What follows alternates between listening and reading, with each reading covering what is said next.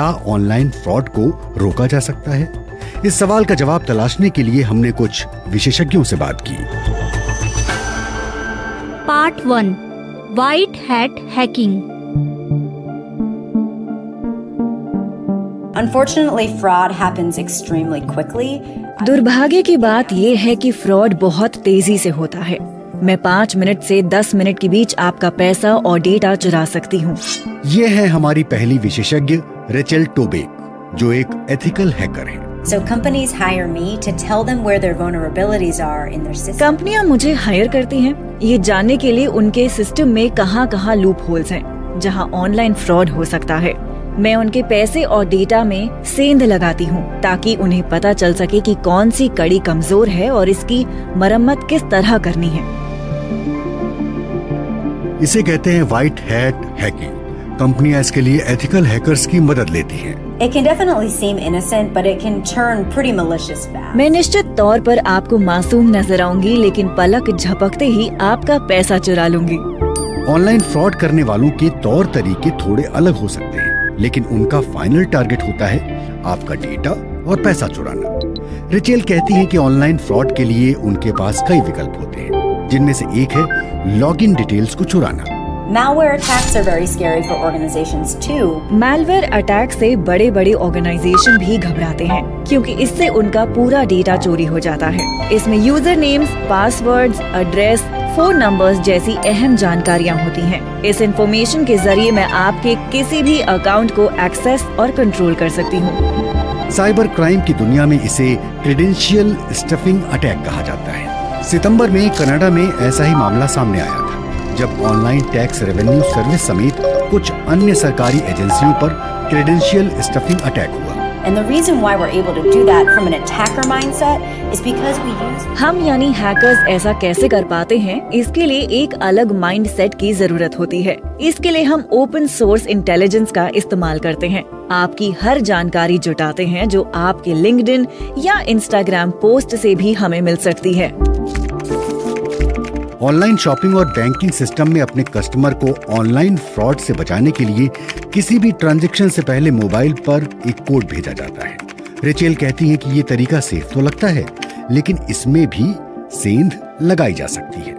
For instance, if you are always tweeting at a specific. उदाहरण के लिए जिस टेलीकॉम सर्विस प्रोवाइडर की आप सेवाएं लेते हैं, उसके बारे में यदि आप ट्विटर या सोशल मीडिया पर कहीं भी कोई शिकायत करते हैं या कुछ और लिखते हैं, उससे मुझे पता चल जाता है कि आपके मोबाइल में किस कंपनी की सिम है, और यही वो नंबर है जिस पर ट्रांजैक्शन के लिए वेरिफिकेशन कोड आता है। ऐसे में मैं उस कंपनी की साइबर सिक्योरिटी में सेंध लगाकर इस बात का एक्सेस ले सकती हूँ कि आपको भेजा गया वेरिफिकेशन कोड मेरे पास आ जाए। और इस तरह आप बन जाते हैं ऑनलाइन फ्रॉड का शिकार और सोचते रह जाते हैं कि आखिर ऐसा हुआ कैसे। Unfortunately, the law enforcement authorities can't keep us safe because new. दुर्भाग्य की बात ये है कि कितनी भी कोशिश की जाए, ऑनलाइन फ्रॉड से आपको बचाना बहुत मुश्किल है, क्योंकि हर दिन हर मिनट ना जाने कितने फिशिंग और मिलिशियस डोमेन बन रहे हैं। काउंटर पुलिस फोर्स की संख्या बढ़ाने से भी बात नहीं बनती, क्योंकि साइबर अटैकर अपने काम को इतनी तेजी से अंजाम देता है कि उसे रोकने का कोई तरीका नहीं है। पार्ट 2, सिस्टम की खामियां। The legislation is there. The Fraud Act is a prime example. Online fraud के मामलों से निपटने के लिए कानून बने हैं, लेकिन फैक्ट ये है कि हम ना तो ठीक से इन्वेस्टिगेशन कर पा रहे हैं, ना ही अपराधियों को पकड़कर सजा दिलाने में कामयाब हो रहे हैं। ये है हमारी दूसरी विशेषज्ञ टमलिन एडमंड्स, जो ऑनलाइन फ्रॉड मामलों की कानूनी जानकार है। ब्रिटेन में उनकी फर्म ऑनलाइन फ्रॉड के प्राइवेट मामले देखती है। So, in my previous life, I was a government prosecutor. इससे पहले जब मैं गवर्नमेंट प्रोसिक्यूटर थी, ये साल 2012 की बात है, मैंने अपने 2 सहकर्मियों के साथ ये ऑब्जर्व किया कि गवर्नमेंट एजेंसीज में बड़े पैमाने पर कटौती हो रही है। तब कुछ क्राइम्स ऐसे थे जिन पर ध्यान ही नहीं दिया जा रहा था। इनमें फ्रॉड के मामले भी शामिल थे। तब हमने एक फर्म बनाई ताकि ऑनलाइन फ्रॉड के शिकार हुए लोग सरकारी सिस्टम पर निर्भर रहे बिना भी न्याय पा सकें।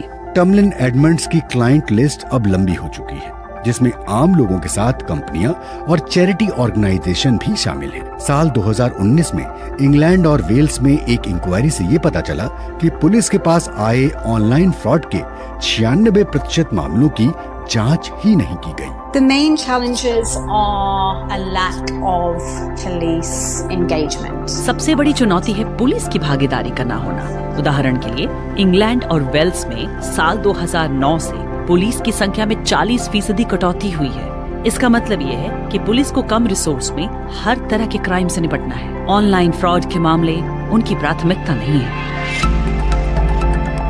ऑनलाइन ठगी करने वाले दुनिया के किसी भी कोने में बैठकर दुनिया के किसी भी हिस्से में मौजूद अपने शिकार को आराम से निशाना बना सकते हैं। So the biggest issues we found certainly now that the fact that fraud is online fraud का दायरा उतना ही बड़ा है जितनी बड़ी हमारी ये पृथ्वी। पैसा चोरी होकर कहाँ गया, इसका पता लगाते लगाते एक वक्त ऐसा आता है जब आपको पता चलता है कि अब कुछ नहीं हो सकता। मसलन ऑनलाइन फ्रॉड करने वाला संयुक्त अरब अमीरात में बैठा है, या उसने ऑनलाइन पैसे चुराकर वहाँ के किसी बैंक अकाउंट में ट्रांसफर कर दिया, तो वहाँ उस बैंक से कोई मदद नहीं मिलती, ना ही वहाँ की पुलिस इसमें कोई सहायता करती है। यानी अपराधी अपराध करते रहते हैं और फलते फूलते रहते हैं। टमलिन अपना एक और अनुभव बताती है, जहाँ पुलिस मदद तो करती है लेकिन बहुत देर से। It was a huge amount. It was about 2.5 million.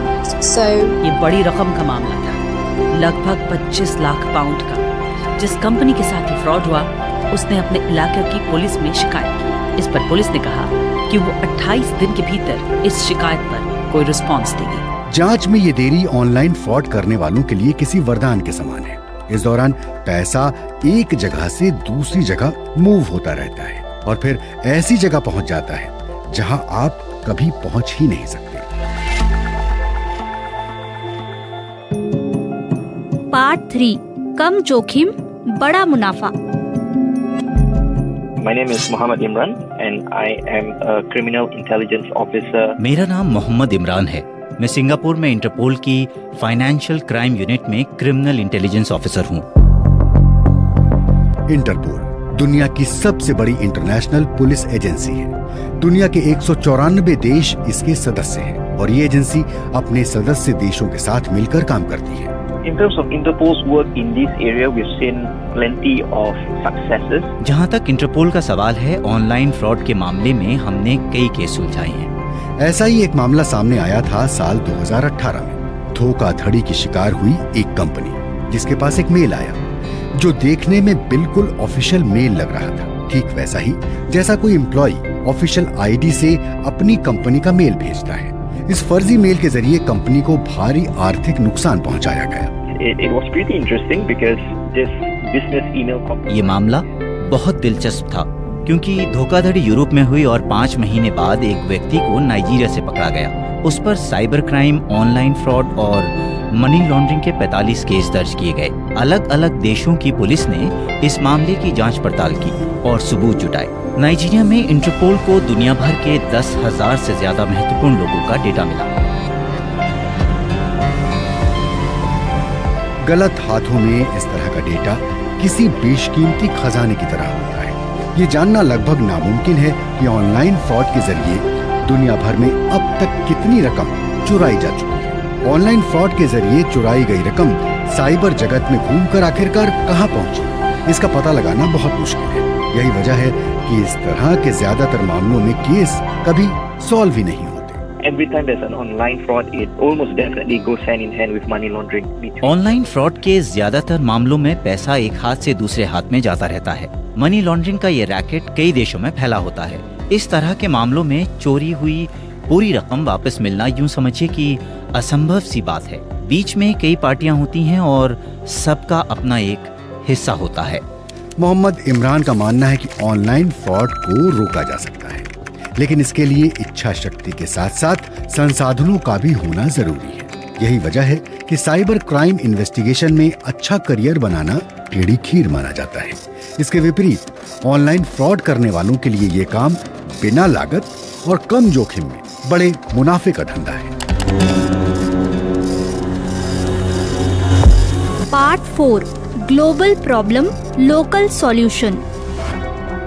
There will always be criminals, so we cannot be stopped, but they can be better handled. अपराधी हमेशा रहेंगे, हम उन्हें पूरी तरह से रोक नहीं सकते, लेकिन उनसे निपटने के तरीकों को बेहतर जरूर बनाया जा सकता है। ये है हमारे चौथे और आखिरी विशेषज्ञ स्टीफन कोनान, जो एक साइबर सिक्योरिटी कंसल्टेंट और अफ्रीकी सरकारों के एडवाइजर हैं। The Ivory Coast was considered from 2005. ये साल 2005 की बात है। तब आइवरी कोस्ट को अफ्रीका में साइबर क्राइम करने वालों के लिए सुरक्षित पनाह माना जाता था। नाइजीरिया के बारे में भी यही धारणा थी। सरकार परेशान थी और इसका समाधान करना चाहती थी। स्टीफन कोनान का मानना है कि अपराध की दुनिया में ट्रेंड हमेशा एक जैसा नहीं रहता और समय के साथ बदलता रहता है। In the 90s, in my country, there were a lot of bank robberies by 90 के दशक में मेरे देश में बैंक डकैती बहुत होती थी। 16 साल के लड़के बैंक लूट लेते थे, लेकिन 15 साल बाद बैंक डकैती पूरी तरह बंद हो गई। बैंक लूटने के लिए हथियार और दूसरे सामान की भी जरूरत होती है। जान का जोखिम तो था ही। बदलते समय के साथ यही अपराधी साइबर क्राइम की दुनिया में शिफ्ट हो गए, क्योंकि यहाँ जोखिम बहुत कम था और लूट का मुनाफा कहीं ज्यादा। और फिर वो समय भी आया जब इंटरनेट का दाम इतना कम हो गया कि हर हाथ साइबर जगत को टटोलने लगा। the cost of broadband is the entry to cyberspace. So in my country, this cost cyber space में ब्रॉडबैंड की एंट्री होने से आइवरी कोस्ट जैसे देश में 15 साल पहले $200 में मिलने वाला इंटरनेट कनेक्शन आज $1 पर पहुंच गया है। इससे इंटरनेट यूजर्स की संख्या तेजी से बढ़ी और इसके साथ ही बढ़ गए साइबर क्रिमिनल। दुनिया जैसे जैसे डिजिटल होती गई, साइबर क्राइम का ग्राफ बढ़ता गया। और फिर दौर आया मोबाइल बैंकिंग का, जिससे ऑनलाइन फ्रॉड करने वालों की फिर से चांदी हो गई। The main target of cyber criminal in my region is mobile money activity and mobile money wallets. अब हमारे यहाँ साइबर क्राइम के निशाने पर है मोबाइल वॉलेट। 5 साल में सिर्फ मेरे ही देश में लगभग 2 करोड़ लोगों के पास मोबाइल वॉलेट हैं, लेकिन ज्यादातर लोग बहुत कम पढ़े लिखे हैं, टेक्नोलॉजी को ठीक से समझ नहीं पाते। इसलिए साइबर क्रिमिनल उनके मोबाइल वॉलेट से बहुत आसानी से पैसा चुरा लेते हैं। बात यहीं खत्म नहीं होती। डिजिटल होती दुनिया में क्रिमिनल्स का काम करने का तरीका किस तरह से बदलता है, उसका उदाहरण भी आइवरी कोस्ट में साफ नजर आया। 2012, 60% of the victims of साल 2012 में आइवरी कोस्ट के साइबर क्रिमिनल्स के 60% शिकार विदेशों में, खासतौर पर फ्रांस, कनाडा, स्विट्जरलैंड और बेल्जियम में होते थे। लेकिन अब ट्रेंड बदल गया है। ऑनलाइन फ्रॉड के ज्यादातर शिकार लोकल लोग हैं और विदेशियों को टारगेट कम किया जा रहा है। ध्यान देने वाली दूसरी अहम बात यह है कि आइवरी कोस्ट में जब साइबर क्राइम का ग्राफ आसमान छूने लगा, तो सरकार ने इस पर काबू पाने के लिए कानूनों की शक्ल में जरूरी कदम भी उठाए। तो सुना आपने, ऑनलाइन फ्रॉड के बारे में हमने जो भी चर्चा की, जिन देशों के उदाहरण दिए, उन्हें किसी भी देश पर काफी हद तक लागू किया जा सकता है। मसलन भारत, जहां अखबारों में ऑनलाइन धोखाधड़ी, हेराफेरी या फिर जालसाजी की खबरें आपको लगभग हर दिन नजर आएंगी। आप में से न जाने कितने श्रोताओं ने कभी न कभी इस धोखाधड़ी की कोशिश को अनुभव भी किया होगा। कभी कोई फोन कॉल, कोई SMS या ईमेल आपको भी आया होगा, जिसमें कभी रोमांस, कभी सेक्स, कभी लॉटरी या किसी किस्म का अपडेट करने के लिए कोई लिंक क्लिक करने के लिए आपको भेजी गई होगी या आपसे कुछ खास जानकारी मांगी गई होगी।